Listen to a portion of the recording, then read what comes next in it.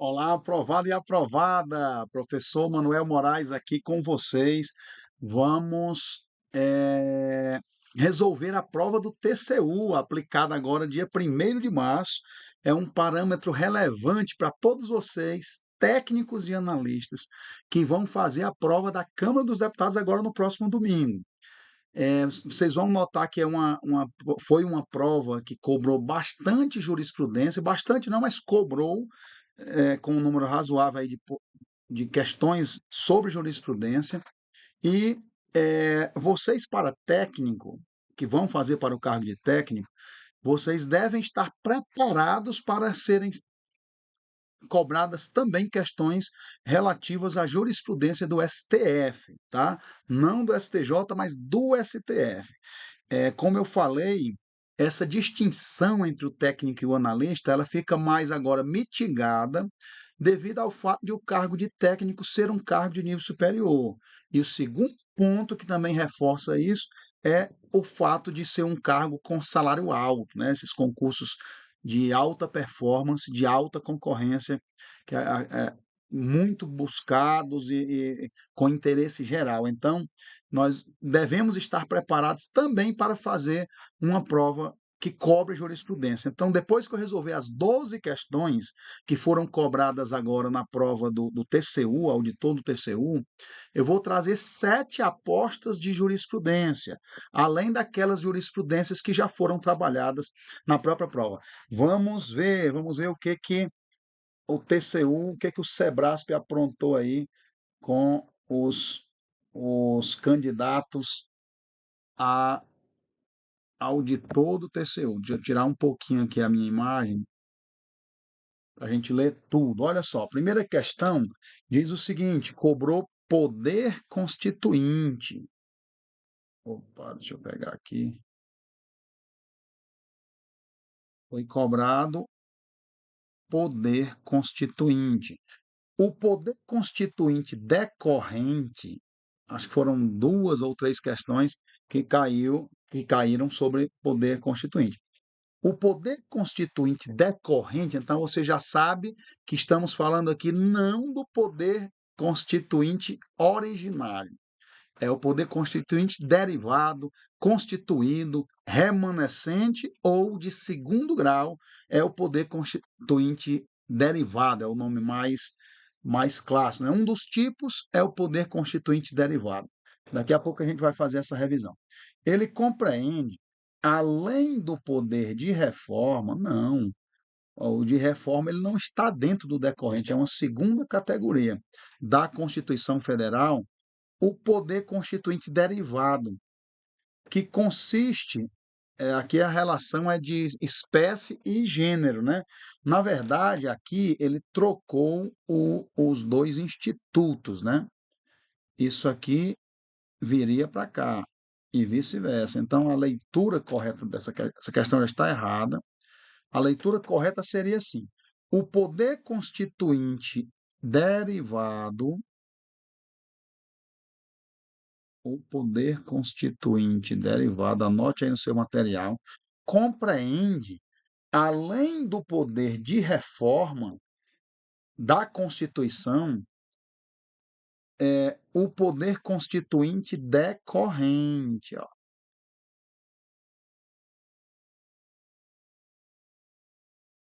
decorrente. É isso mesmo. E o que é o decorrente? É aquele poder que cria as constituições, ó, locais dos Estados-membros.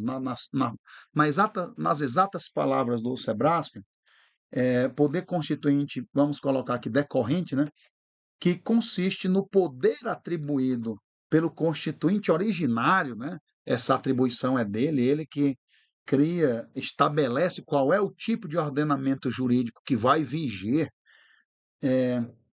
atribuído pelo poder constituinte originário aos Estados-membros de uma federação para a elaboração de suas constituições locais e também a lei orgânica do Distrito Federal.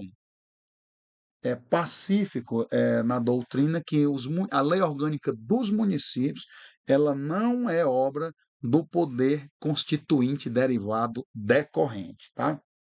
Então, questão fácil aí, dá para perceber, quem fez uma revisão sobre poder constituinte, que os institutos foram trocados.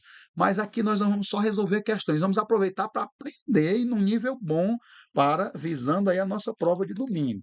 Então, é, sobre o poder constituinte derivado ou de segundo grau, né? É um poder ou poder constituído ou remanescente, são termos que as bancas podem cobrar. Ele se divide em cinco. O revisor é aquele que foi previsto, mas que já está exaurido. Era um poder derivado para fazer alterações. Ó, o objetivo, a diferença do revisor para o de reforma é que ele faria alterações globais da Constituição, tá? 5 anos depois de quê? Da promulgação da Constituição Federal, de 10 de maio de 1988, esse, os parlamentares, porque não havia propriamente senadores e deputados, a sessão era unicameral, tá? Aqui eles se reuniriam não em sessão conjunta, unicameral e pelo voto da maioria simples, aí também não, né? De qualquer maneira, seria uma revisão da Constituição para promover alterações globais. Aqui, o poder constituinte derivado de reforma, ele é para promover alterações específicas na nossa Constituição, conforme o artigo 60, né, das emendas constitucionais. Então, após 5 anos, seria um procedimento mais fácil do que o procedimento mais dificultoso do artigo 60. Exigiria-se apenas maioria absoluta, um voto, não era deputado e senador, não eram 81 senadores e 513 deputados, eram 594 parlamentares com um voto cada. O voto de um senador valia a mesma coisa que um voto de um deputado. Então você vê que o Senado perdeu, né, prestígio nesse tipo de votação por ser minoria. É, e, o que eu ia falar aqui para vocês sobre isso? Unicameral já está exaurida. Foram propostas 6 emendas constitucionais de revisão. Emenda Constitucional de Revisão número 1, número 2, SCR, tá? Emenda Constitucional de Revisão. Obviamente que não precisava o parlamentar, o Congresso Nacional, que é o legitimado para promover as alterações e atualizações da Constituição por meio de emendas, eles não estavam proibidos de usar o poder constituinte derivado de reforma para editar as emendas constitucionais de acordo com o artigo 60. Tanto que foi exercido, né? Houve emendas nos primeiros 5 anos, emendas constitucionais promovendo alterações específicas, sem ser emendas de revisão. Então, o poder reformador ele é aquele que promove alterações específicas da Constituição por meio das emendas constitucionais. E o que é o poder constituinte derivado decorrente? É o poder que o poder constituinte originário conferiu aos estados e ao Distrito Federal para fazer e atualizar as suas constituições. Você vê que a questão ela só trouxe mais a questão do fazer as constituições, mas esse aqui decorrente, ele se subdivide em poder constituinte derivado decorrente inicial e de revisão estadual.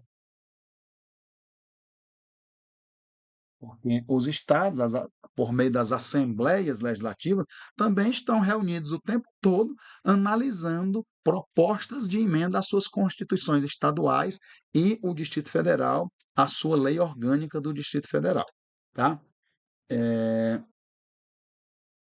En- Só ressaltar para vocês que alguns doutrinadores, eles consideram o poder constituinte derivado reformador e decorrente algumas vezes numa mesma categoria, tá? Chamado de poder constituinte derivado de reforma.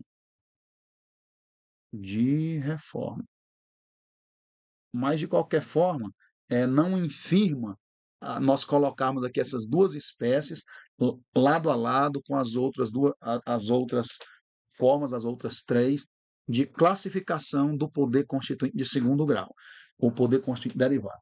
O que é o poder constituinte derivado difuso, gente? É aquele que promove alterações na Constituição, só que não segundo o artigo 60 da Constituição. São alterações informais, tá? São alterações informais, são alterações no sentido da norma, no sentido de algum dispositivo, são alterações, portanto, informais, como aquela resolução do Senado Federal, do artigo 52, inciso 10, que ela conferia eficácia erga omnes à decisão do Supremo quando ele não estava fazendo controle abstrato, né, analisando a lei em tese, mas no controle difuso, uma questão incidental aparecia num processo, o que se queria no processo não era declaração de constitucionalidade nem de inconstitucionalidade, era um bem da vida que se julgava violado, era um bem que estava oferecendo resistência, né?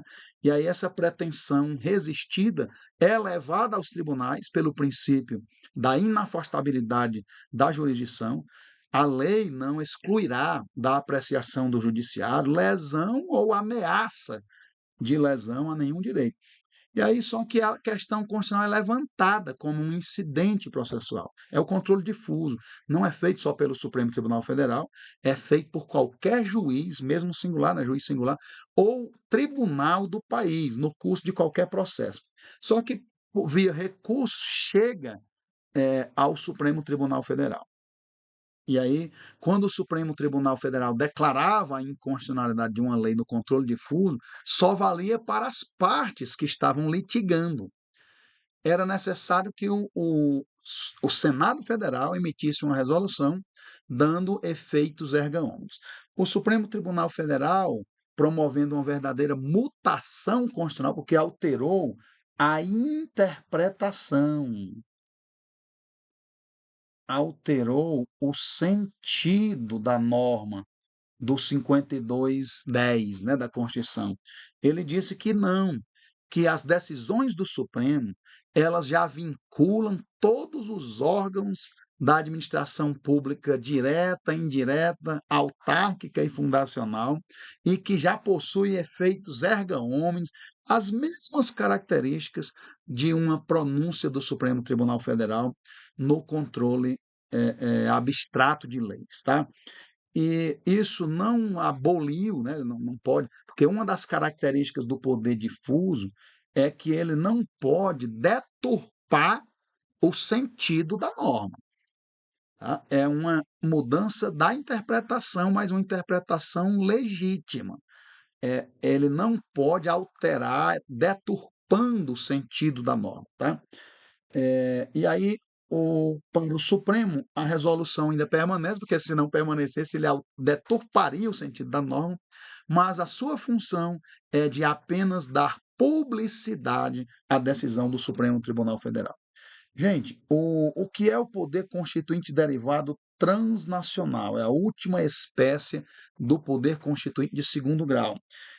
Ela seria aquela imposta pelos tratados internacionais.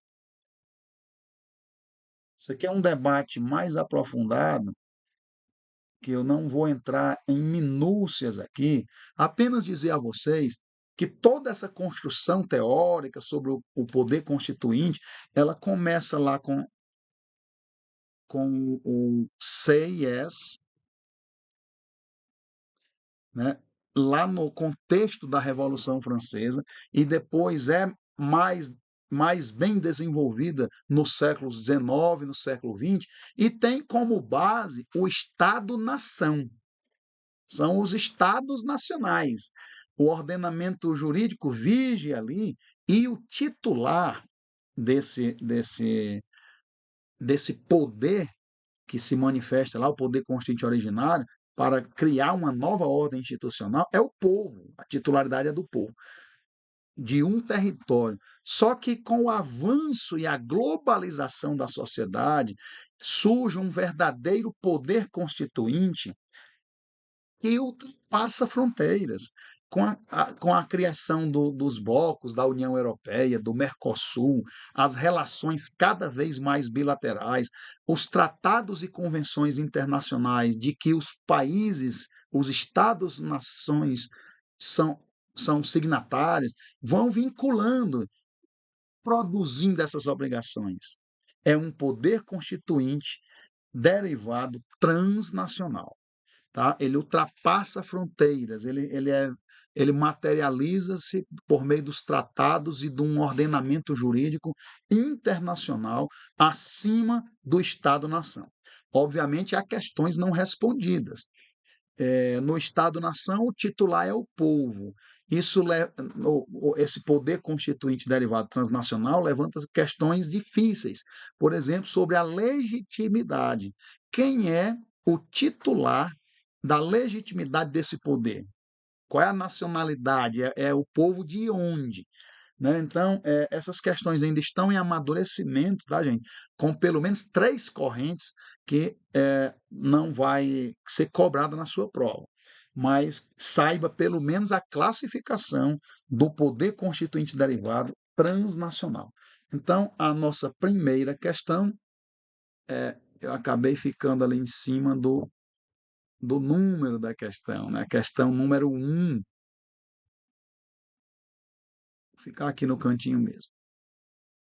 Vamos para a nossa segunda questão, questão de número 2. Vou colocar aqui. Questão 2. Constituições rígidas são aquelas que apenas podem ser modificadas por mecanismos formais. O que o SEBRASP está cobrando aqui é que o aluno conheça o poder constituinte derivado difuso, que opera, o que nós acabamos de definir na questão anterior, a mutação constitucional, que é um processo informal. Muda a Constituição sem constitucional, a norma constitucional, não é a Constituição inteira, mas e ela acaba mudando quando muda uma norma. Muda a norma constitucional sem a mudança formal do seu texto. É uma mudança informal, é um poder de fato e deixa essa questão errada por causa do fenômeno da mutação constitucional. Só fazendo uma revisão breve, as constituições rígidas são aquelas nas quais o processo de alteração do seu texto deve ser mais dificultoso que o processo legislativo das normas infraconstitucionais. Toda Constituição rígida tem que ser escrita, mas nem toda Constituição escrita precisa ser rígida. Em tese, embora não seja a regra geral e nem o mais comum, em tese, uma Constituição pode ser formada por um processo solene e ser escrita, mas que ela traga que no seu processo de mudança, de reforma, seja igual ao da produção legislativa infraconstitucional. E aí ela não seria rígida, né? Ela seria flexível. Tá? Então, da rigidez, terceiro aspecto aqui que a gente está observando, da rigidez constitucional emerge a supremacia formal da Constituição. Com Harry Hess, né, ele vai falar do princípio da supremacia da Constituição. A Constituição deve, para que consiga ser efetiva, ser suprema. Só existe supremacia da Constituição se a Constituição for rígida, se houver um processo mais dificultoso para alterar a Constituição. Essa é uma exigência, tá? E, portanto, só existe controle de constitucionalidade efetivo se a Constituição for rígida. Porque uma lei só pode ser declarada inconstitucional se ela não obedeceu esse processo mais dificultoso. Quando a Constituição é flexível, ao invés de uma lei ser declarada inconstitucional, ela mesma já está promovendo a alteração do texto constitucional. Tá? Então, depois dessas notas aqui, só para a gente detalhar um pouco sobre as constituições rígidas. É o caso da nossa Constituição Federal de 1988. É uma Constituição do tipo rígido. A sua alteração é por um processo mais dificultoso do que o processo de alteração das leis infraconstitucionais. Vamos para a questão, ó, errado, o item 2 da prova do TCU. Por enquanto, você não enfrentaria nenhum problema, né? Por enquanto, tranquilinho, você estaria fazendo a questão e sorrindo. Vamos ver a questão de número 3. Opa, outra sobre poder constituinte. O poder constituinte originário existe em todas as sociedades politicamente organizadas. Lembrando, gente, que o poder constituinte originário, ele existe, eu não estou falando aqui do princípio da supremacia da Constituição, estou falando do poder constituinte originário. Qualquer sociedade em, na qual exista qualquer tipo de organização política, existe uma ordem constitucional que está gerando aquela organização política. E, portanto, existe manifestação do poder constituinte originário, mesmo nas constituições não escritas, viu? Onde há uma sociedade politicamente organizada, há uma constituição real e há que justamente faz essa distribuição e organização política, e há o poder constituinte originário, tá? Então, questão correta que carece de erros. Vamos aproveitar e dizer aqui, no nosso estudo, nós estamos só resolvendo questões, quais as características do poder constituinte originário, tá? Ou de primeiro grau. Primeiro, ele é inicial, é ele quem inaugura aquele Estado, nasce um novo Estado. É ele quem inaugura a nova ordem jurídica. Então, ele inicia uma nova ordem jurídico-constitucional, rompendo com o ordenamento anterior. Tá? Ele rompe com o ordenamento anterior por um dos três R's, né? Ou por revolução, ou por ruptura institucional, ruptura institucional, ou por uma reorganização.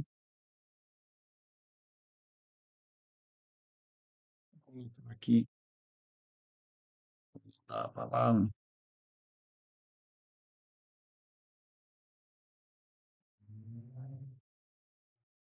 Você impressionar o seu examinador lá das discursivas, ó. Ou por uma refundação pacífica. Não houve revolução. São os três R's aqui, pelos quais o poder constituinte ele sai do seu estado de latência e ele se manifesta novamente, gerando um novo Estado e um novo ordenamento jurídico constitucional. É um poder de fato, e ó, o PCO, desculpa, eu apliquei isso aqui também ao poder difuso. Lá, ele é um poder econômico, social e político, tá? Nós não podemos usar esse poder de fato para o poder derivado. Ele já é um poder jurídico. Quando eu digo aqui que ele é um poder extrajurídico, o derivado não é extrajurídico. Eu estou falando que prevaleceu nessa corrente, né? Prevaleceu o jus positivismo. Positivismo. Tá?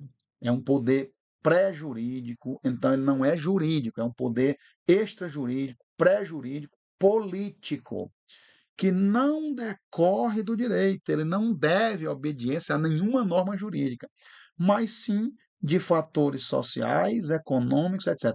Isso aqui também se aplica ao difuso, fatores sociais, econômicos, políticos, sabe? É um poder ilimitado que não se sujeita a limitações jurídicas. Gente, para a prova de concurso, se disser que o poder constituinte originário tem alguma limitação, você pode marcar errado.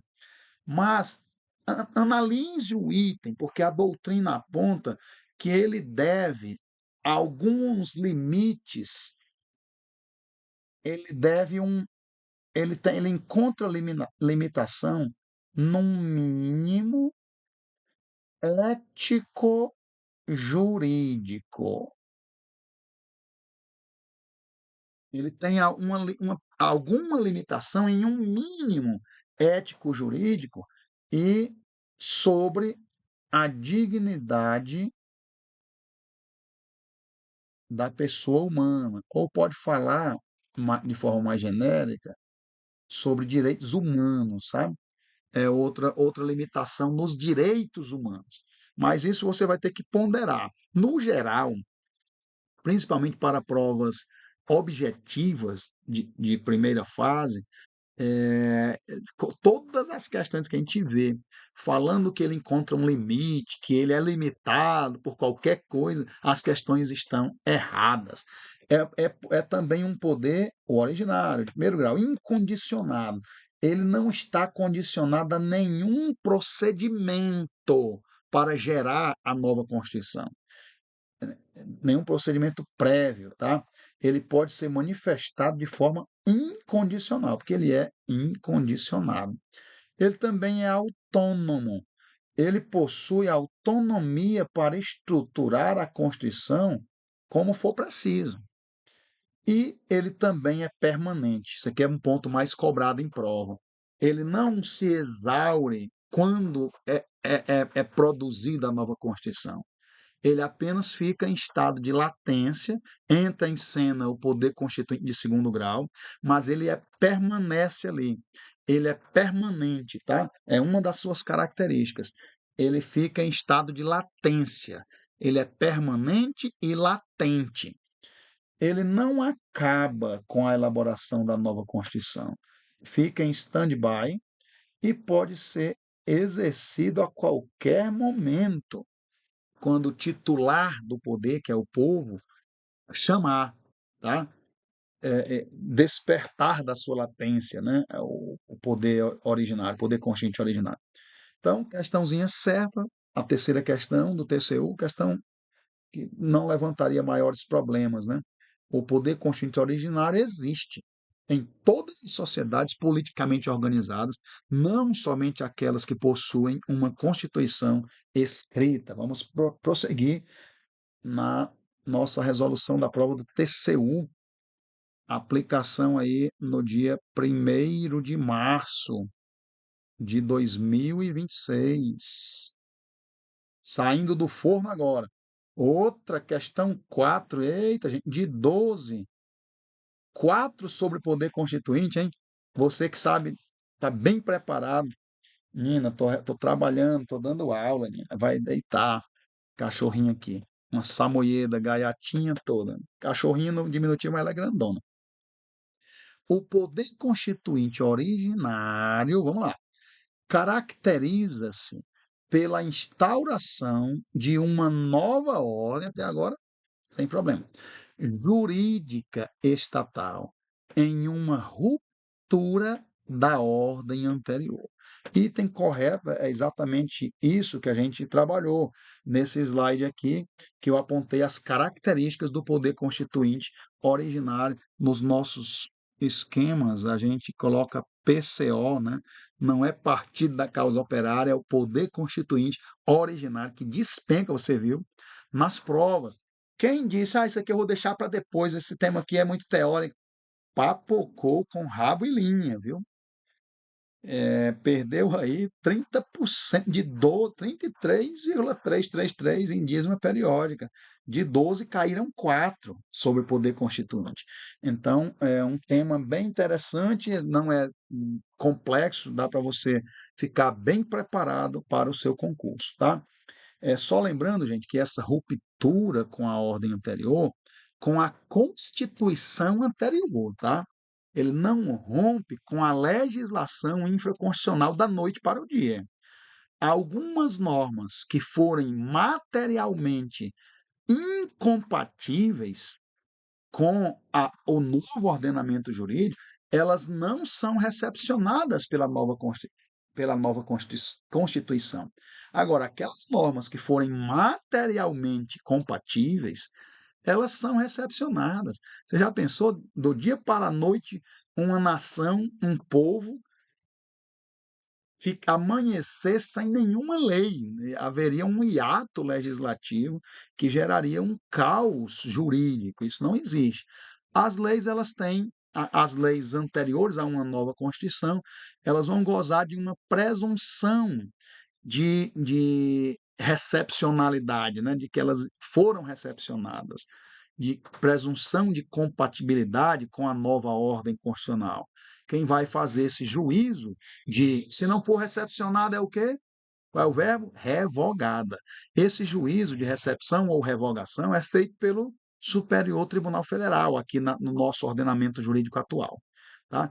Só anote aí que essa compatibilidade não precisa ser formal, tá? Não precisa ser formal. Determinada matéria aqui no nosso novo ordenamento está sobre a reserva de que será veiculado mediante lei complementar. As hipóteses de lei complementar só podem ser trazidas expressamente pelo texto constitucional, no atual ordenamento. Só que esses procedimentos são agora. A Constituição anterior não precisaria trazer as mesmas regras de processo legislativo.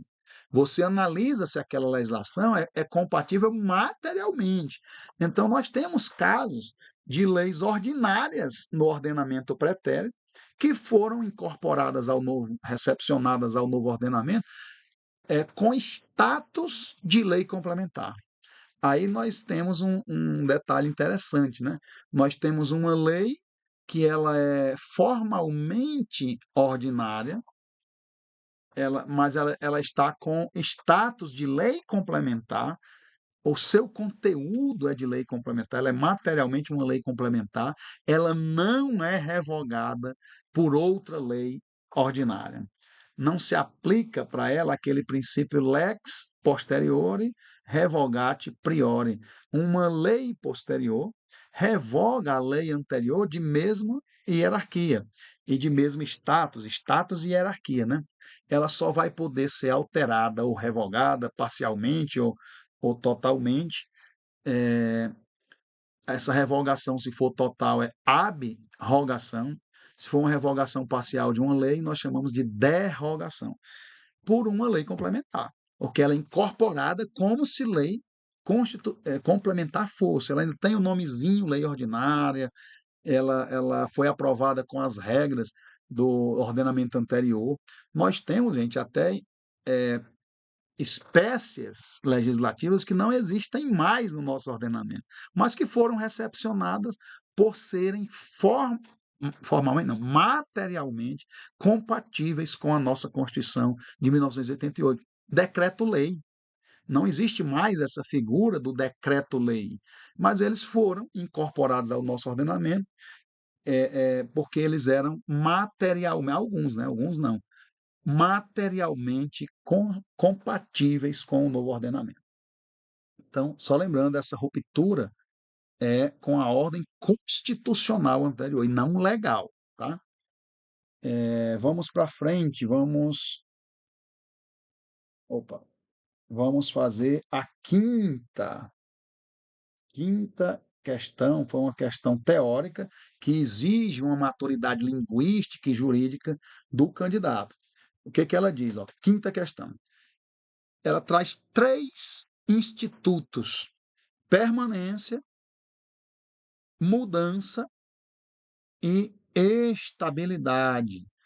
Ó, permanência, estabilidade e possibilidade de mudança são exigências recíprocas para que uma Constituição permaneça em vigor, não apenas simbolicamente. Claro que aqui o Sebrasp está trazendo o conceito do Marcelo Neves, que apresentou para nós o conceito de constitucionalização simbólica.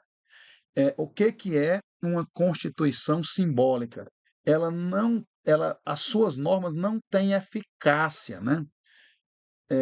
Né, das, tanto as normas como os valores constitucionais, eles têm um alto grau de simbolismo, é uma hipertrofia simbólica que é descolado da realidade.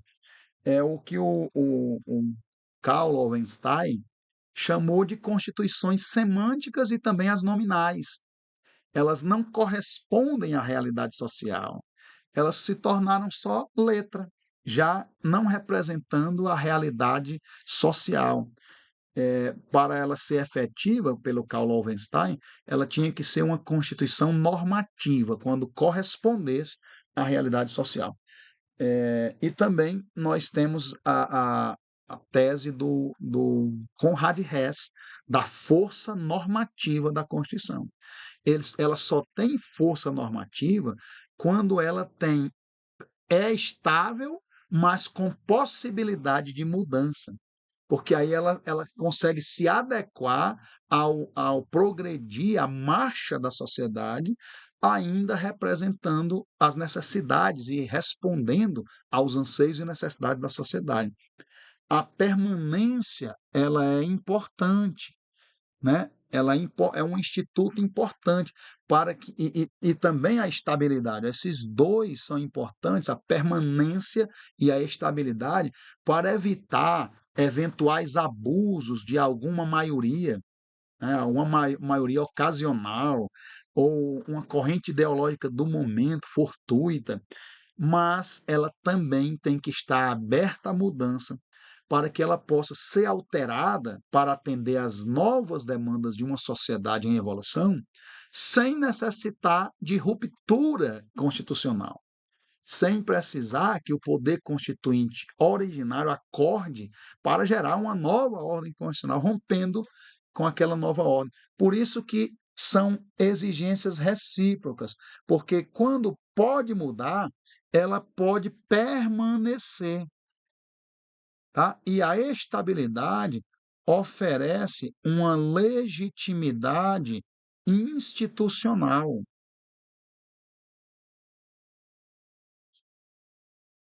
torna os seus comandos obrigatórios, né? A força normativa da Constituição. Então, é uma questão bem teórica, mas que está corretíssima. É, Permanência, estabilidade e possibilidade de mudança são exigências recíprocas para que uma Constituição permaneça em vigor de fato e não apenas simbolicamente, tá? Para o Marcelo Neves, essa Constituição simbólica, ela se torna num mero símbolo, não tem eficácia social e o próprio legislador não a cria para ser concretizada, né? Ela tem um elevado grau de conteúdo simbólico descolado da realidade social, tá? Então, questão 5, item correto. Item correto, isso aqui com certeza não lhe pegaria, você tem esse amadurecimento. Nossos alunos, né, você, meu aluno, tem este amadurecimento jurídico, porque eu tenho a tese, se eu fosse escrever uma obra, eu tenho aqui o direito constitucional descomplicado. A minha obra seria assim: direito constitucional complicado. porque é difícil ensinar direito fácil. Não se iluda, gente. Direito constitucional é a terceira matéria mais lógica do campo jurídico. Se você não entende os institutos, aprender direito constitucional se torna uma tarefa quase impossível de decorar, não é nem memorizar, porque memorizar é quando a gente repete o material depois de tê-lo compreendido. Decorar é quem repete o material antes de compreendê-lo. Então, questão 5 correta, vamos para cima. Que o Sebrasp trouxe para esses candidatos mais, hein, gente? Trouxe direito dos trabalhadores, artigo 7º. Vamos ler a primeira literalidade ali do texto constitucional. Ó, são direitos dos trabalhadores, eh, são direito dos trabalhadores, marca texto, que eu gosto desse verdinho. São direitos dos trabalhadores, tanto urbanos quanto rurais, além de outros. O rol não é taxativo, não é números clausos, lembra de clausura, né? Não é, não está preso ali, números clausos. É um rol, ó, exemplificativo, tá aqui, ó. O artigo 7º é um rol exemplificativo, números apertos, apertos de aberto em latim, né? Então, lá no inciso 19, ele traz a licença paternidade. E o detalhe, ó, gente, nos termos fixados em lei, uma norma de eficácia limitada. O direito só pode ser usufruído com a superveniência da regulamentação. E o Sebrasp explorou isso aqui, ó. Vamos lá. O direito à licença paternidade é extensível aos servidores públicos. Opa, é extensível aos servidores públicos. Soltou ali. Deixa eu só mudar aqui o marcador para o azulzinho. Por força da própria Constituição Federal de 1988, será, gente, que foi a própria Constituição que estendeu o direito à licença paternidade para os servidores públicos? Olha o que diz o artigo 39, parágrafo 3º, né? Aplica-se aos servidores ocupantes de cargo público o disposto no artigo 7º, ó, os direitos dos trabalhadores, e aí trouxe os incisos 4, 7. Olha quem está aqui, ó, o 19. A licença paternidade foi, pela própria Constituição, estendida para os servidores públicos. Então, até aqui, a questão está correta, porque realmente foi a Constituição, não foi jurisprudência do STF, como a banca vai dizer, tá? Só que olha o que ele termina dizendo, ó, sendo vedado o estabelecimento de prazos diferenciados da licença para os trabalhadores seletistas e aqueles que são regidos por um estatuto jurídico, os servidores estatutários, os servidores públicos. Hoje em dia não há mais obrigação de regime jurídico único, né? Nós temos também servidores públicos seletistas, mas ele está dizendo aqui os seletistas da iniciativa privada e os servidores públicos estatutários, né? Vamos falar assim. Existe, gente, essa limitação. A Constituição, o artigo 39, parágrafo 3º, apenas disse que ele se estende aos servidores públicos, mas ele não traçou nenhum requisito, nenhuma limitação de que os prazos fossem iguais. E essa parte final é uma extrapolação, isso não existe na normatização acerca desse direito, tá? A licença paternidade. Então, vamos ver aqui algumas notas sobre licença paternidade. A licença paternidade pode ser estendida de 5 para 20 dias, né, se cumpridas as exigências legais. Isso é o que diz o inciso 2 do artigo 1º da lei regulamentadora no serviço privado, né? E o artigo 10 do ADCT, gente, o Ato das Disposições Constitucionais Transitórias, ele é fundamental para resolver não essa daqui, mas a próxima questão que também pegou licença paternidade. Diz assim, ó, o artigo 3º, ou melhor, o artigo 10º, parágrafo 1º do ADCT. Até que a lei venha a disciplinar o disposto no artigo 7º, inciso 19, a licença paternidade, da Constituição, o prazo da licença paternidade a que se refere este inciso 19 é de 5 dias. O prazo é de 5 dias. Então, lembra aí, a licença paternidade ela está lá no artigo 7º, inciso 19, é uma norma de eficácia limitada, remeteu a ulterior, a posterior regulamentação. Para que o direito seja plenamente exercido, ele carece de regulamentação. Então, essa essa disposição do ADCT é uma disposição provisória, que é a marca da provisoriedade, da temporalidade de todas os dispositivos do ADCT, dos atos das disposições constitucionais transitórias. Não foi exigido aqui para fazer, que número é essa questão? Para fazer a questão 6, né? Deixa eu só verificar aqui. Não foi exigido para fazer a questão 6. Mas olha aqui a próxima questão. Essa aqui, gente, portanto, está errada. O item está errado. A parte final, como é costume, né, é uma estratégia para dar um bug no cérebro, a banca vai lhe viciando. Ela vai dizendo coisas que você vai sentindo familiaridade, aí você vai num crescente. É, é, é. Quando ela diz a besteira que torna o item errado, você já está tão vendido que já não consegue enxergar aquela pequena mudança, uma troca de uma exceção, ele coloca dizendo que não pode.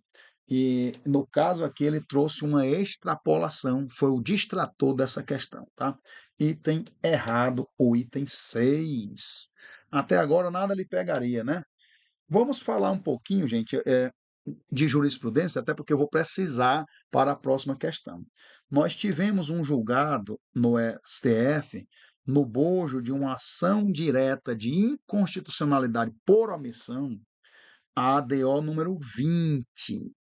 Ela, depois de muito tempo, de décadas, a própria ação direta de inconstitucionalidade por omissão demorou mais de uma década para ser julgada.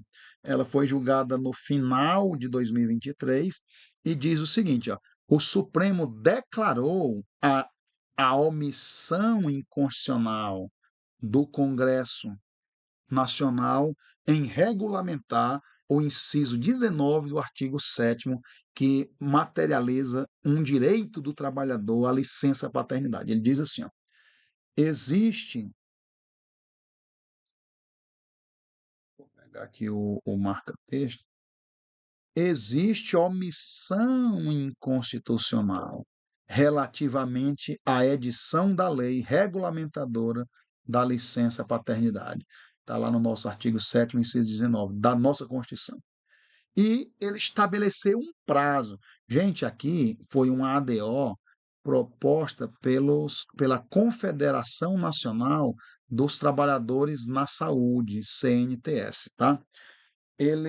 Vocês vão, daqui a pouco eu vou detalhar mais, eles entraram começando com o mandado de injunção. Eles primeiro perpetraram o mandado de injunção 4408.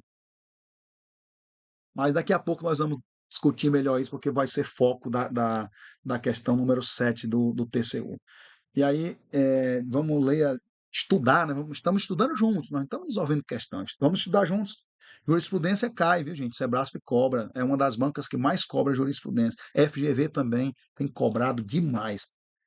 É, o Supremo estabeleceu um prazo de 18 meses para que o Congresso Nacional cessasse a omissão inconstitucional, ó, para o Congresso Nacional sanar a omissão apontada, contados da publicação da ata de julgamento. Não sobrevindo a lei regulamentadora no prazo de 18 meses, caberá ao STF fixar o período da licença paternidade, assumindo aí, como já assumiu, a posição concretista, tá? Concretista geral. Não é só para um caso, para todos, de forma abstrata mesmo, tá? O Supremo hoje ele aponta a inconstitucionalidade, mas ele pode também suprir a falta da norma regulamentadora em caso de mora do Congresso Nacional. Então vamos ver, essa jurisprudência é agora de 2023, gente. E aí é interessante, essa próxima questão talvez foi a mais difícil do concurso, e quem estudou tinha mais chance de errar, e que provavelmente a questão pode até ser anulada ou alterada. Ela está correta, tá, gente? Ela está correta, o Sebrasp ele vem sendo coerente no seu posicionamento. Mas, devido teve um cursinho que apresentou um recurso para os alunos fazerem, e às vezes a banca pode preferir alterar por ter gerado muita controvérsia, mas ela tem se o Sebrasp tem sido consistente, tá, na sua tese sobre a licença paternidade. Então vamos ler mais uma. Em 2022, um STF também, no âmbito de um recurso extraordinário, diz assim, ó, isso aqui é importante, não se refere à questão, mas refere-se à licença paternidade. Ó. O servidor que seja pai solo é um servidor, né? Ou é um homem de família em que não há a presença materna, ele é pai solo, faz jus, não é licença paternidade, licença maternidade. Faz jus à licença maternidade e ao salário maternidade, será uma licença remunerada, da mesma forma em que garantidos à mulher. Olha, a decisão boa do Supremo, pela legislação de regência. À luz do artigo 227 da Constituição Federal, que confere proteção integral da criança com absoluta prioridade e o princípio da maternidade responsável, a licença maternidade é outro inciso, tá? É um direito do trabalhador, mas está lá no 18, é anterior ao da paternidade, que está no 19. E regulamentada pelo artigo 207 da Lei 8.112/90, estende-se ao pai genitor monoparental. Pai genitor monoparental tem direito à licença maternidade e ao salário maternidade, jurisprudência do Supremo Tribunal Federal de 2022. Tomara que caia domingo, você vai matar, tá? Esse tema aqui. Mas vamos para mais uma, 2024. Depois leia o informativo do Supremo Tribunal Federal 1162, o setor de comunicação do STF, ele prepara lá um texto bem acessível para a população. Quando a gente fala o julgado, né, STF, no bojo, lançou a seguinte tese no bojo da ADI 7.519, do Acre, julgada em 6 de dezembro de 2024. Esse informativo ele traz ampla publicidade para aquele acórdão e ele explica todo o contexto. É interessante vocês também fazerem isso. Não dá agora para domingo, eu digo no curso de uma preparação, tá? É assim que a gente consolida a jurisprudência. A tese do Supremo fixou o seguinte: são constitucionais, não são inconstitucionais, normas estaduais ou distritais que fixem um prazo superior a 5 dias para a licença paternidade de seus servidores, não sendo a eles aplicável de forma automática a prorrogação prevista na legislação federal. Mais uma jurisprudência para você revisar até domingo, tá? Vamos ver a questão de número 7, gente. O que que ela diz, ó? Questão de número 7. Enquanto não, ó, o que que ela diz a questão? Deixa eu mudar aqui para o lápis, que eu prefiro riscar aqui com a própria caneta e não com o marcador. Enquanto não editada a lei regulamentadora sobre a licença paternidade, opa, sétimo 19. Nós já nós já estudamos bastante esse tema.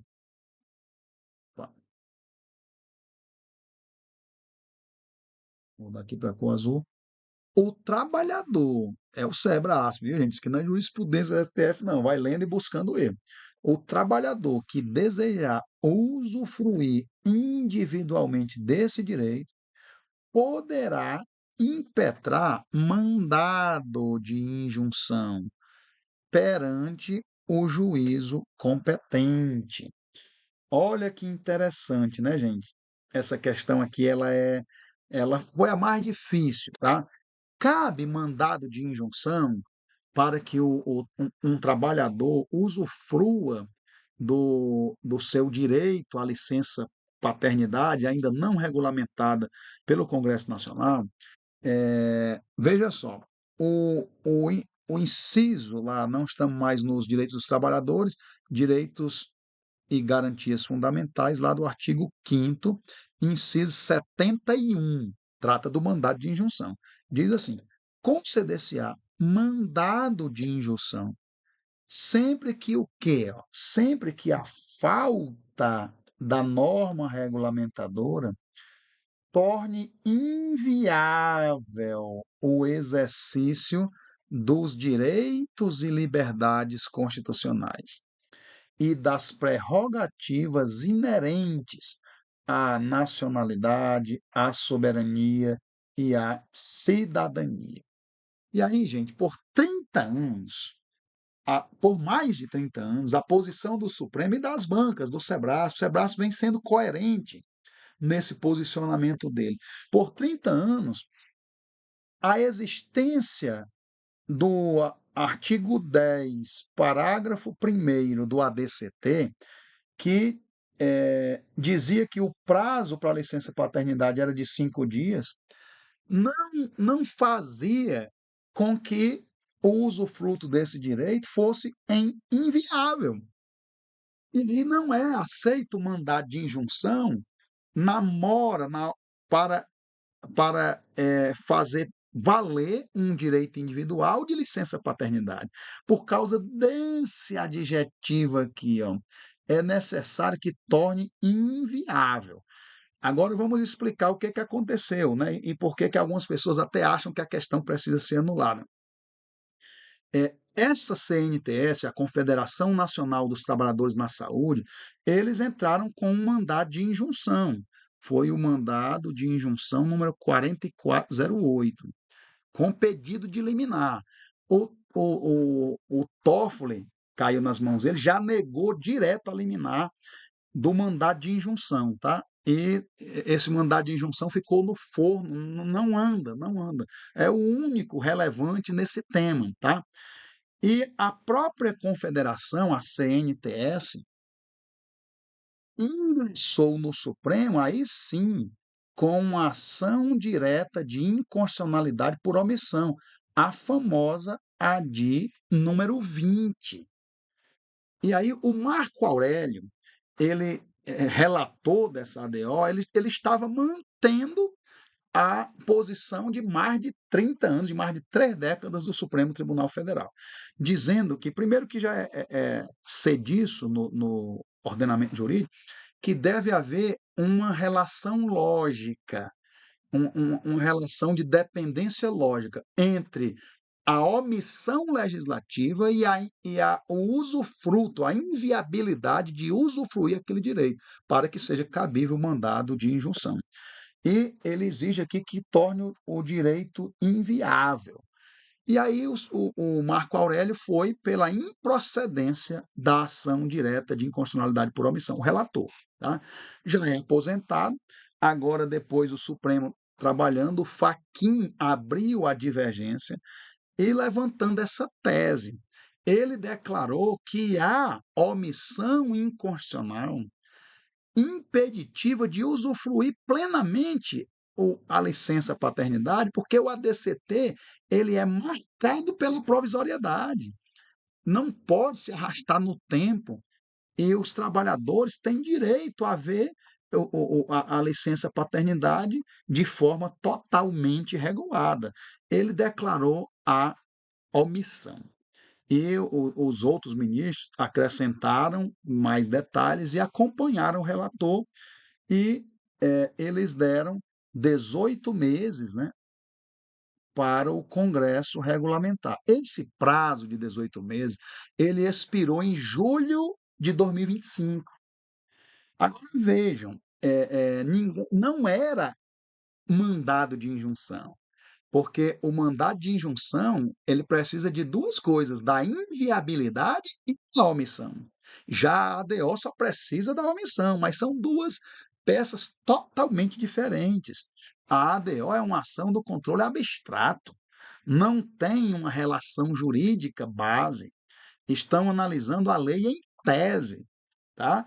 E ela não exige inviabilidade. O mandado de injunção exige inviabilidade. Então, essa questão, ela foi considerada, a meu ver, corretamente, e é interessante, porque o Sebrasp botou um bug na cabeça dos candidatos, ele colocou um bug na cabeça dos candidatos por causa da decisão, que é o prazo, a decisão de 2023, a ADO número 20, ADO 20, de 6/12 de 2023, que reconheceu a omissão inconstitucional e fixou prazo de 18 meses. O prazo acabou agora, em julho do ano passado, de 2025. E 25. E aí o Sebrasp explora isso. Olha que banca, gente, que banca refinada, que banca para ser refinada. Ele manteve o seu posicionamento acerca do mandado de injunção, que exige inviabilidade do direito e exige também a omissão, obviamente. É certo, gente, que isso eu estava esperando como é que iriam as bancas entender, porque, embora no bojo de um ADO, foi declarada a omissão. Né? Isso nós precisaríamos entender. Como é que as bancas iriam fazer? O Sebrasp mostrou que permanece com o entendimento de mais de 3 décadas, que era esposado pelo Supremo Tribunal Federal anteriormente, inclusive materializado no voto da própria ADO número 20 pelo ministro Marco Aurélio, mas aposentado. Agora o Fachin abriu a divergência e o Supremo declarou a omissão inconstitucional. O fato é que o Sebrasp mostrou que permanece com nós temos, gente, a discussão doutrinária. Vamos deixar para os operadores do direito, para mim, professor de constitucional, para o professor João Trindade, consultor de direito constitucional do Senado Federal. São estes operadores e pensadores do direito que vão discutir. Nós temos que entender qual é a posição da banca. Não forcem o seu professor aqui a entrar com mandado de segurança, gente, se caso o recurso não seja atendido. Então, vamos entender o que, que a banca está pensando, né? Estrategicamente, a meu ver, a questão ainda perfeita, não foi incoerente, é no mandado de injunção, não é de ADO. A ação direta de inconstitucionalidade por omissão exige apenas a omissão legislativa. Do legislador em prover a regulamentação, né? Mas o mandado de injunção, pelo menos literalmente, até que as cortes decidam de forma diversa, e aí vai ser no bojo de um mandado de injunção, tá, gente? O único relevante nunca foi apreciado, teve liminar negada. Nós vamos entender como o Supremo Tribunal Federal entendia por mais de 3 décadas. Até hoje não houve decisão em mandado de injunção. Tá? Então, questão errada, a meu ver, foi a mais difícil. tem possibilidade de mudança de gabarito, né? Nós temos que acompanhar, e tem possibilidade também de anulação, devido ao debate, devido à construção teórica, devido à decisão da ADO, os fundamentos da decisão, né? Quando você lê ali os votos do ministro, você consegue tentar puxar alguma coisa para o mandado de injunção, mas que nós não temos ainda nenhuma decisão em mandado de injunção relativa a isso, relativa à licença paternidade. Vamos para frente. Até agora você não viu nada de difícil, né? A não ser a sétima. Você estava tranquilinho até a questão 6, a sétima você tergiversou. Vamos para frente. Questão de número 8. Gente, aqui o Sebrasp está revelando uma maldade, está revelando uma estratégia dele para degolar candidatos. É cabeça para um lado, corpo para o outro. O que que ele faz? Olha, me acompanha aqui, ó. Em razão da competência concorrente para legislar sobre produção e consumo, ele diz uma verdade. Só que o enquadramento é errado. Olha, gente, é muita maldade. É cabeça para um lado, corpo para o outro. O que nós temos, ó, o artigo 21, ele traz as competências exclusivas da União, né? Você sabe que são competências materiais. Materiais. Já o artigo 22, ele traz as competências privativas da União. Ali são competências legislativas. O 23, ele está lá no 24.5, né? As competências legislativas da União. O 23 ele traz as competências comuns, mais competências materiais. E aí são incluídos os municípios, né? Educação, meio ambiente, todo mundo pode lutar pela preservação de um meio ambiente ecologicamente equilibrado. Todo mundo deve lutar por uma educação inclusiva para todos, e os municípios também. Então, ali no 23 são incluídos os municípios. Agora, na 24, aí nós temos as competências concorrentes, também legislativas, tá? Igual o 22 é competência privativa da União, legislativas, aqui no 24 nós temos as competências concorrentes legislativas. Memorize só isso, tá? O 21, competências exclusivas da União. O 22, competências privativas da União. Podem ter delegação, né? Elas podem ser delegadas. As indelegáveis são as competências materiais da União no 21. No 23, nós temos as competências comuns, União, estados, Distrito Federal e municípios, porque são competências comuns, materiais, né? Agora, no 24, nós temos competências concorrentes. E aí, o texto da Constituição não cita os municípios, eu quero que você entenda isso. Não cita, são competências concorrentes legislativas, né, de legislação, mas o Supremo Tribunal Federal decidiu que os municípios podem legislar em temas de competência concorrente, desde que seja no interesse local para assuntos específicos do município e complementando a legislação estadual e federal, tá?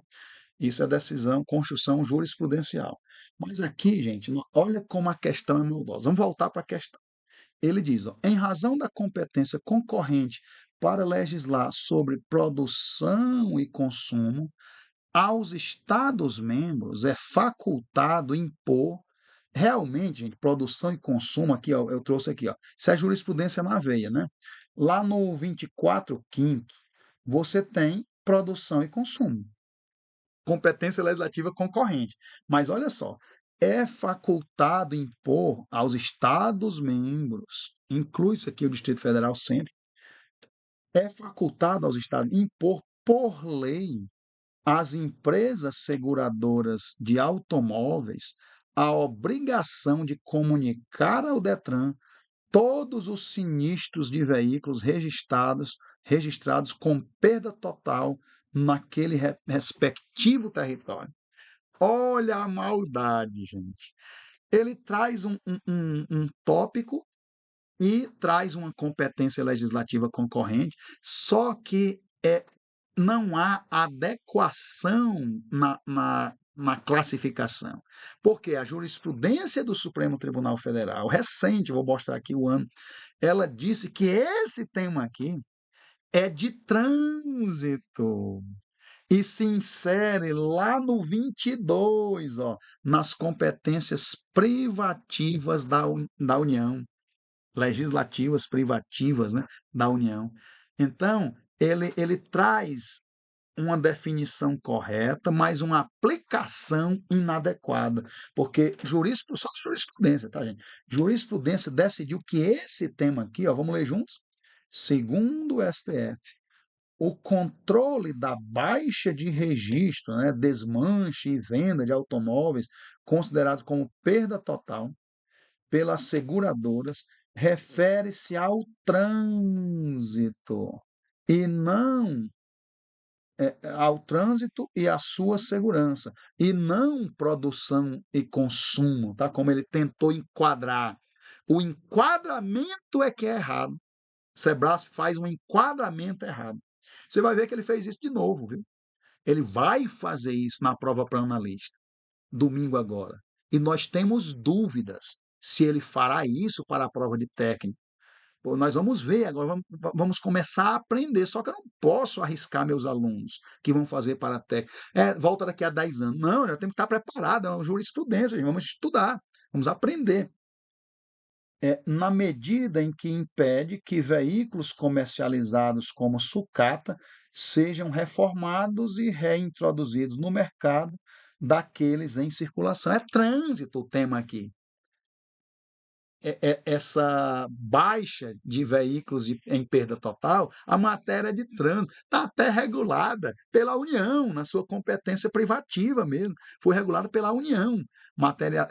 O titular é o Congresso Nacional, já regulamentou isso no Código Nacional de Trânsito, gente.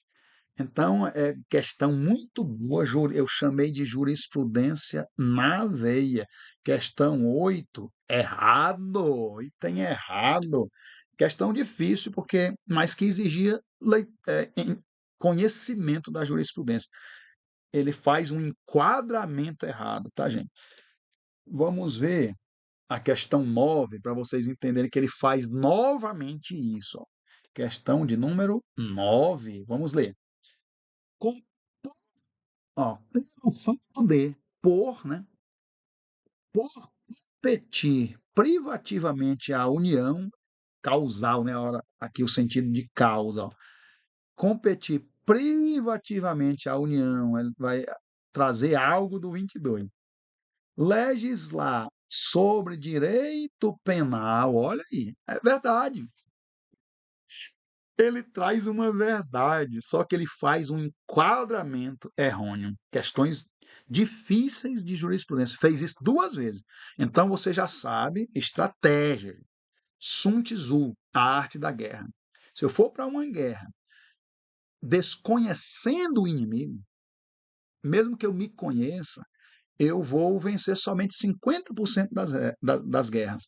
Se eu desconhecer o inimigo ou me desconhecer, eu vou perder 50% das guerras. Se eu me conhecer e conhecer ao inimigo, eu vou ganhar 100% das guerras que eu enfrentar.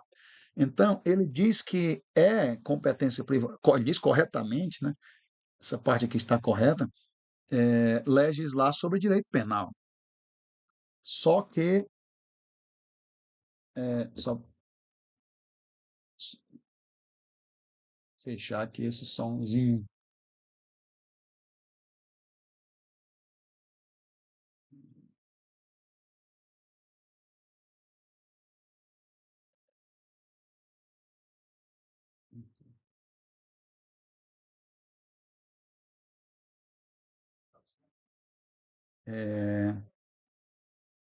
Marujos aqui me solicitando, é porque a gente acabou de terminar uma reunião e já estamos em aula em outro grupo aqui, nós estamos tendo aula. Então, professor Deodato fazendo o aulão da madrugada, tá, gente? E os meus marujos estão aqui com o professor Deodato resolvendo 70 questões. Então, vamos lá. Ele diz que é competência, diz corretamente que é competência privativa da União legislar sobre direito penal. E aí depois ele diz, ó, olha aqui a maldade. A criação, uma vez que é privativa da União, a criação de tipo penal, esse é um nome técnico, né? Tipicidade é um instituto no direito penal. Esse tipo aqui não está sendo usado em sentido usual ou vulgar, é um termo técnico. A criação de um tipo penal por meio de uma lei estadual consubstancia inconstitucionalidade formal manifesta e incontornável. Olha só, aí aqui é um detalhe interessante. Você vê, ó, vou passar aqui que essas do 22, elas podem ser delegadas ao Estado. Não podem? Elas podem sim ser delegadas. Então, será que é incontornável? Se tivesse havido delegação, ele não disse nada. Mas aí é que tá, gente, ó, quem leu isso aqui, ó, artigo 22, compete privativamente à União legislar sobre direito civil, comercial, penal, processual, marítimo, processual aqui é todos, viu? Todos os processuais, e não é só o processual penal, processual civil e processual do trabalho, não, viu? Qualquer direito processual eleitoral, processual constitucional, tá? Então, é tudo que for direito processual é privativo da União legislar. Aí, e do trabalho. Tem um. Eu vou botar aqui o mnemônico para você evocar, tá? Dois Cs, dois Ps, e essa frasezinha, o eleitor agrário vê a mãe trabalhar. O eleitor agrário,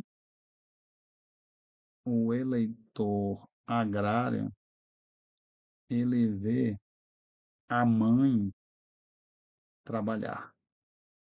De acordo com a teoria, né, da aprendizagem significativa do Oswald, uma frase ela faz mais sentido e ela entra. Lembra da estratégia que eu falei no aulão?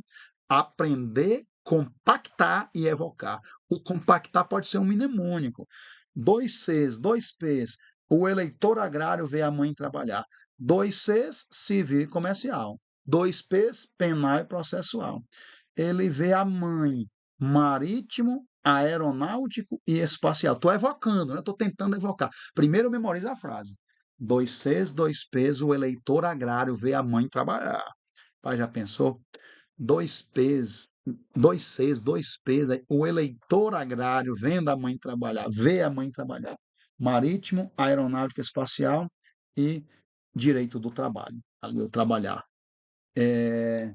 Então, a pessoa, lendo aqui o parágrafo único do 22, ela pensava que poderia ser levada a pensar que essa questão estava errada, porque diz assim: lei complementar, memorize isso, que pode cair. Esse parágrafo único é muito cobrado pelas bancas. Poderá autorizar os estados a legislar sobre questões específicas das matérias relacionadas nesse artigo. Questões específicas. O Supremo Tribunal Federal decidiu, aí é na veia, tá? Ainda não é essa que ele fez o enquadramento errado. Aqui é jurisprudência. É, ele diz que em direito penal, os tipos penais eles são a própria essência da norma. Não é questão específica. Então, os estados não podem criar tipo penal por lei complementar. Isso aqui é construção jurisprudenciária. Olha aqui, gente, uma tese fixada aqui pelo Supremo, ano 2024, julgado, eu trouxe um julgado recente, e foi o que o CESP colocou, até o incontornável, gente, ó, formal, manifesto e formal, manifesto e incontornável. Olha a jurisprudência. O que que diz aqui a jurisprudência? Deixa eu apagar ali aquela frase. O eleitor agrário vê a mãe trabalhar. Vamos ler aqui a jurisprudência que a gente está estudando junto. Ninguém está resolvendo questão, não, gente. A gente está aprendendo. A prova é domingo, ó. Vem comigo. Ó. Compete, olha o que, que a tese do julgado. Ó. Compete privativamente à União legislar sobre direito penal. É, é a questão, né? Por competir privativamente à União legislar sobre direito penal. Aí ele traz mais um, e direito processual penal no julgado. Nos termos do artigo 22, inciso 1º, eu trouxe ele em cima para vocês, da Constituição Federal, inexistindo, porque aqui não é por competir, ele está declarando, compete, aí ele faz, inexistindo espaço de atuação dos entes subnacionais nesses campos específicos. A criação de um tipo penal e o estabelecimento de hipóteses de inafiançabilidade por meio de lei estadual consubstancia inconstitucionalidade, olha lá, ó, consubstancia a questão inconstitucionalidade formal manifesta e incontornável. A inconstitucionalidade pode ser material e pode ser formal. Material, quando ela viola o conteúdo em si de um direito. Uma lei que autorizasse busca e apreensão no domicílio de alguém com ordem judicial durante a noite, ela seria inconstitucional, porque mesmo com ordem judicial, pelo princípio da inviolabilidade domiciliar, só é possível ingressar na casa mesmo tem que ser durante o dia, tá? Mesmo com o mandado judicial, mesmo com a ordem judicial, tem que ser durante o dia. Tem as três hipóteses, né? Desastre, prestar socorro ou em caso de flagrante delito. Então, uma lei ordinária aprovada pelo Congresso que autorizasse busca e apreensão domiciliar durante o dia com ordem judicial, ela é inconstitucional, mas ela está violando o processo legislativo? Não. Então não é formal. Ela está violando um direito, um conteúdo objetivo de um direito. Então, inconstitucionalidade material, tá? É uma inconstitucionalidade material. Tá? Agora, você pode dizer nomoestática. A banca pode trazer isso. Estática porque é o direito em si mesmo considerado. Nomodinâmica é quando é no processo legislativo. É a inconstitucionalidade formal ou nomodinâmica, tá? É, se o vício for na iniciativa, inconstitucionalidade formal subjetiva. Se for nas outras fases do processo legislativo, inconstitucionalidade formal objetiva. Se for uma questão, aquela lei, um ente invadiu competência de outro, a União invadiu competência municipal, quem distribui as competências é a Constituição. Não há hierarquia entre uma lei federal e uma lei municipal. É uma questão de competência. Uma lei federal, uma lei federal ou nacional, né? Federal é quando obriga só o ente federal, a União. Nacional é quando obriga todos os jurisdicionados. Essa é a diferença entre uma lei nacional e uma lei federal.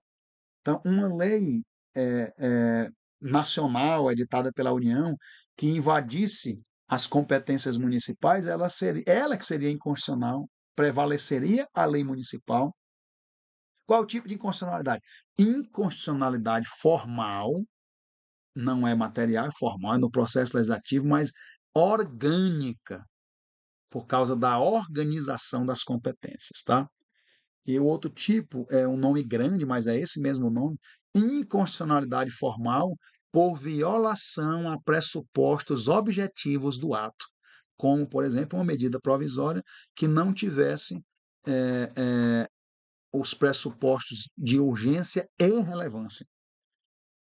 É, a negação tem que ter o "e", né, porque a Constituição diz que é em casos de urgência ou relevância, tem que ter um dos 2. No passado já foram necessários os 2 requisitos. Hoje é necessário só um, urgência ou relevância. Então, uma medida provisória que não tenha urgência nem relevância, ela padece do vício de inconstitucionalidade formal por violação aos pressupostos objetivos do ato. Então, depois dessa pequena digressão em constitucionalidade, só para ficar mais fácil aqui, nós vemos que é uma inconstitucionalidade formal manifesta e incontornável, segundo a própria teoria, a própria decisão do Supremo Tribunal Federal em 2024, é um julgado recente, o Sebrasp cobrou. Então, ele colocou as palavras exatas da parte dispositiva do julgado, né? Então, do acórdão aqui. Então, relator ministro Gilmar Mendes, foi meu professor na Universidade de Brasília, na UNB, e no ano 2024, julgado bem recente. O item está certo, é a transcrição ipsis literis, verbatim, textual do julgado do Supremo, gente.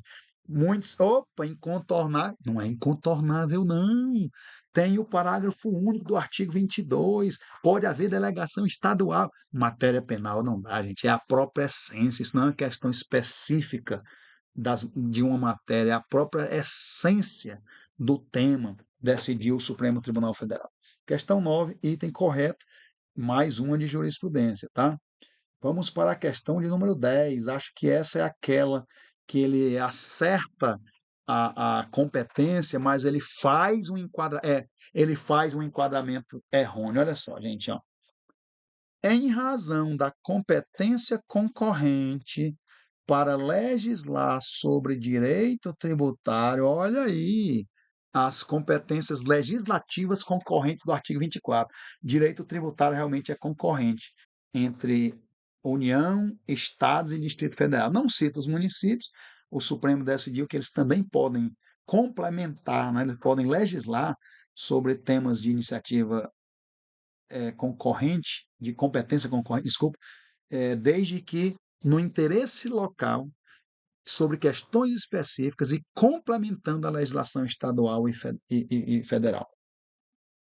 Aí ele faz algo correto, ó, ele falou corretamente, né?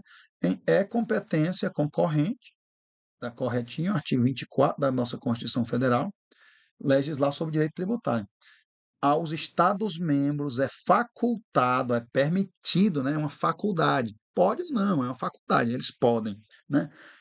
Por lei, programa de renegociação, re, refis, né? Regularização fiscal ou parcelamento de débitos de ICMS que limite, ó, que traga uma limitação à fixação de honorários de sucumbências a percentual estabelecido na legislação estadual. Gente, vocês vão entender. Eu vou lá já já ler o julgado do STF. É a literalidade do julgado. Isso aqui foi uma lei lá do Paraná que, sobre refis, né, uma regularização fiscal de ICMS, ela estabeleceu os honorários de sucumbência em 2%. Opa! O Supremo disse: Isso aqui não é tributário, não. O bojo é um tema tributário, mas eles acabaram aqui tratando de uma norma de processo, uma norma processual, de direito processual. Estabelecer honorário de sucumbência é matéria reservada, é uma norma processual. Tá, ela está definida lá no Código de Processo Civil pela União, né, que detém a competência privativa lá do 22 de trabalhar direito processual. Lembra dos 2 P's? Penal, processual, 2 P's, 2 C's, civil, comercial. E o trabalhador agrário vê a mãe trabalhar, mãe marítimo, aéreo e espacial. Então, o Supremo disse que não pode, é inconstitucional por invasão das competências privativas da União, porque é matéria processual, viu? A mesmíssima estratégia do Sebrasp, gente. O enquadramento é incorreto. Ele fala uma verdade, é competência concorrente, legislar sobre direito tributário. O, o cérebro dá um bug, você pensa que é isso que está sendo perguntado, está sendo cobrado uma jurisprudência. Uma discussão lá no Paraná sobre ICMS, que fixou os honorários de sucumbência em 2%, foi declarado inconstitucional pelo Supremo por tratar-se de matéria processual, de direito processual, competência privativa da União. Então, o item está errado, a questão de número 10, mas vamos estudar, gente, ó. Realmente, ó, o 24 nas competências legislativas concorrentes diz, ó, compete à União, aos estados e ao DF legislar concorrentemente sobre questão de número 10. Eu tenho aqui que gerenciar uma coisa e outra. Aqui você tem a famosa frase, né? Cadê o pessoal? Está rolando aqui a aula do professor Deodato, aulão da madrugada. O Tribunal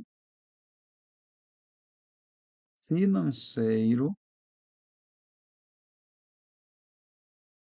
só está falando ali, mas não dá nem para ler, né? O Tribunal Financeiro penaliza a economia urbana.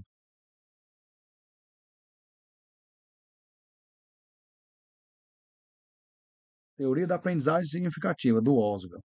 Uma frase, uma expressão, você vai memorizar, tem que repetir. Tem que entrar num ciclo de repetições periódicas. Ó. O tribunal, direito tributário. O tribunal financeiro, direito financeiro. Penaliza, direito penitenciário. A economia, direito econômico, urbana, direito urbanístico, tá? Então, quem leu isso aqui, aí diz assim, não, é mesmo, o Tribunal Financeiro penaliza a economia urbana. Então, o tribunal, o direito tributário é competência concorrente, questão certa. O enquadramento foi errado, porque o Supremo decidiu, expliquei bem aí para vocês, vou apagar aqui porque eu quero trazer o julgado, apagar essa frase, nosso mnemônico, meus alunos dizem isso aqui de cós salteado, né? Vamos trazer aqui o julgado, que a gente está estudando junto, não é só resolvendo questões, não. Só faltam duas, hein, gente, para a gente terminar essa resolução da prova TCU 2026, aplicada em 1º de março. Então, vem comigo, deixa eu pegar aqui a minha canetinha azul. Olha aí, gente. O relator foi o ministro André Mendonça. Ó. Julgado agora, a sessão virtual encerrada em 24 de abril do ano passado, 2025.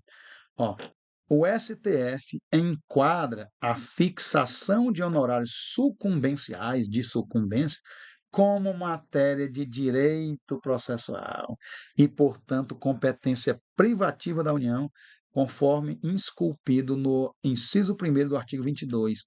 Aí a tese é a seguinte, ó, é inconstitucional, o que você precisaria saber, né? É inconstitucional. Quem é que está aí, gente? Eu estou dando aula. É inconstitucional norma instituidora de programa de refis, né? Regularização fiscal, renegociação, regularização fiscal ou de parcelamento de débitos referentes ao ICMS, que limite a fixação de honorários sucumbenciais a percentual estabelecida em uma lei estadual e abaixo dos parâmetros enunciados propriamente na lei federal, no Código de Processo Civil, uma lei nacional, né? Então, mais uma questão que cobrou jurisprudência, tá vendo? Caiu muito, foi cobra. Isso aqui você precisaria conhecer a jurisprudência agora recente do Supremo Tribunal Federal. Muito bom, isso aqui não lhe pega mais, você já está vacinado. Estamos vacinados, vamos para cima, meu amigo, vamos lá. Domingo você vai ser muito abençoado. Eu quero que você gabarite as questões de direito constitucional. Em nome de Jesus, vamos lá. Vamos fazer a questão de número 11. Só faltam duas. Questão fácil. A pluralidade consorciada e coordenada trouxe 3 institutos numa expressão simples: pluralidade, consórcio, são atributos de um Estado federal, viu. Isso aqui não é um Estado unitário, como a Itália, como o Brasil monárquico já foi, antes da nossa Constituição de 1891, antes da proclamação da República em 1889. Então ele diz, ó, um Estado federal. Eh, Daqui a pouco eu vou trazer essas características, ó. Vou logo trazer aqui as características, aí nós vamos para a questão, ó. O Estado federal vige a pluralidade, tem mais de uma ordem jurídica. Alguém que mora lá em Fortaleza, minha cidade natal, ele está sob o ordenamento jurídico municipal. Nosso federalismo é de terceiro grau, né? A gente tem também os municípios de forma anômala compondo o pacto federativo. Então, nós temos ali uma pessoa em Fortaleza, ele está sob a ordem jurídica municipal, sob a ordem jurídica estadual, sob a ordem jurídica nacional. Então, é mais de uma ordem jurídica, todas essas ordens jurídicas são de direito público interno. Até o ente central, o ente federal, a União, ele é uma pessoa jurídica de direito público interno. Apenas a República Federativa do Brasil é uma pessoa jurídica de direito internacional, tá? Cuidado com isso também nas questões, as bancas podem explorar. Consórcio, eles não atuam nem isolados nem em conflito, eles atuam em conjunto. Aqui a palavra consórcio representa essa ideia. E coordenação, porque a organização é feita pela própria Constituição. Então, a distribuição de competências é feita exclusivamente pela Constituição. Então, vamos ler a questão agora. A pluralidade, consórcio, consorciada e coordenada de mais de uma. Isso aqui, com certeza, não é um Estado unitário, com essas 3 características ali apontadas anteriormente. Mais de uma ordem jurídica incidente sobre um mesmo território estatal é o Estado Federal. É um elemento nuclear. Realmente, essas 3 características compõem o elemento nuclear do Estado Federal. Qualificador do Estado Federal. Questão muito boa, viu? Ao estilo Sebrasp. É uma grande banca, tá, gente? É uma grande banca. Eu sempre defendo esses concursos do legislativo, poucas bancas têm a expertise para conduzir um certame dessa envergadura, como é um concurso da Câmara dos Deputados, do Senado Federal. O concurso será aplicado em todas as capitais do Brasil, né? Então, a gente fica feliz quando é o Sebrasp. É uma banca previsível, né? Uma banca conteudista. Aprendeu 30%, você está 30% preparado. FGV, você aprendeu 100%, você vai para o dia da prova, pelo menos em língua portuguesa, sem saber se vai zerar ou gabaritar. Sebrasp é uma banca conteudista, você vai tranquilo. Então, item certo. O item de número 11 da prova de áudio de todo o TCU, agora aplicação em 1º de março de 2026. Item certo. Nenhum problema geraria para você uma questão dessa no dia do concurso, né? Vamos ler de novo? Deixa agora o Sebrasp dar aula para você. Agora não leia como quem está em busca de erros, leia como quem está estudando. Ó. A pluralidade consorciada e coordenada de mais de uma ordem jurídica incidente sobre um mesmo território estatal é um elemento nuclear qualificador do Estado Federal. A saideira, vamos lá para a última saideira. Eu dei essa aula esse slide aqui foi do meu aulão. Eu estava no aulão apresentando esse slide e a questão sendo cobrada no mesmo domingo, no exato instante em que eu estava dando aula, ela estava sendo cobrada pelo Sebrasp. E eu preparando o meu aulão para te ajudar na prova da Câmara dos Deputados. Olha aqui meu slide. Lembra que eu falei da autonomia dos entes federados? Apenas a República Federativa do Brasil, o Estado brasileiro, é dotado com a marca da soberania. Todos os demais entes subnacionais, eles têm, e também a União, eles têm apenas autonomia, que envolve 4 aspectos. Eu disse no domingo, essa questão ainda nem estava aberta ao público, e esse slide é o mesmo, ó.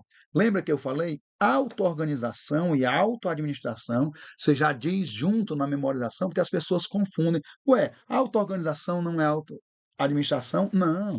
A auto-organização é a competência para elaborar suas próprias constituições estaduais, ou a lei orgânica, no caso do Distrito Federal e dos municípios.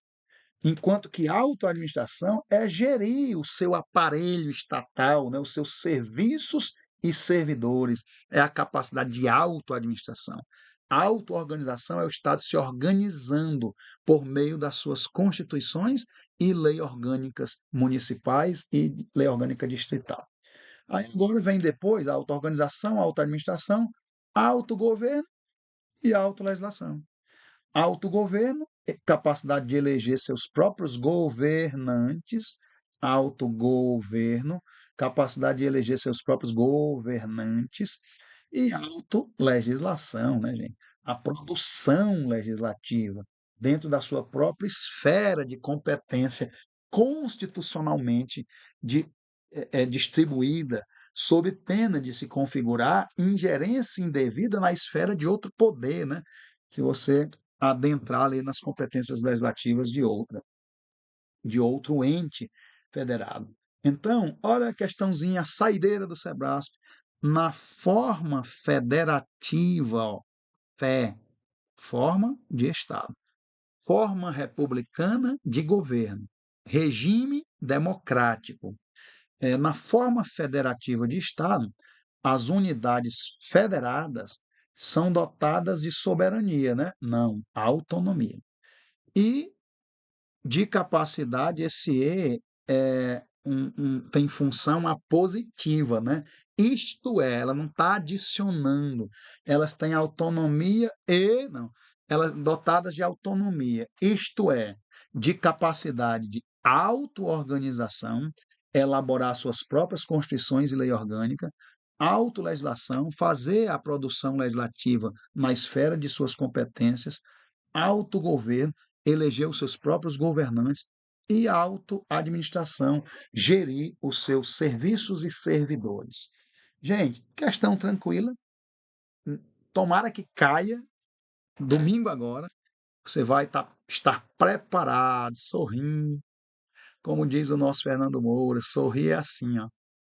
Você vai estar na prova assim. Rir é produzindo som, dando gargalhadas, produzindo som. Você não vai rir no dia da prova de ninguém, né? Sob pena do fiscal lhe convidar para gentilmente abandonar o local de prova, né? Você não vai fazer isso, você é um aprovado, você está com calma. Eu fico olhando para as pessoas que ficam fazendo confusão com o fiscal no dia da prova. Eu digo, "Ih, essa aí não entende nada. Nós somos aprovados, eu estou ali anônimo, não estou fazendo confusão com ninguém. Eu chego de forma pontual, vale ouro, eu sou um aprovado. Eu marco meu cartão resposta sem rasura, é o cartão resposta de um aprovado, que será nomeado. Se você brigar com a fiscal, ela vai pegar a tua redação e todos os seus mas, ela vai sair acentuando, porque o primo dela está fazendo a prova. Estou brincando, gente. Deus os abençoe. Vamos para cima. Reta final agora. Siga as minhas recomendações da mentoria. Todos os meus mentorandos estão indo de cabeça erguida para o dia da competição, mas coloque Deus no teu projeto de aprovação. Conta com Deus, ora a Ele, peça para Ele lhe dar essa bênção de ser um testemunho do amor dele na Câmara dos Deputados, no órgão que você vai trabalhar. Um forte abraço e até a nossa próxima aula de Direito Constitucional ou as nossas sessões de mentoria. Que Deus nos abençoe.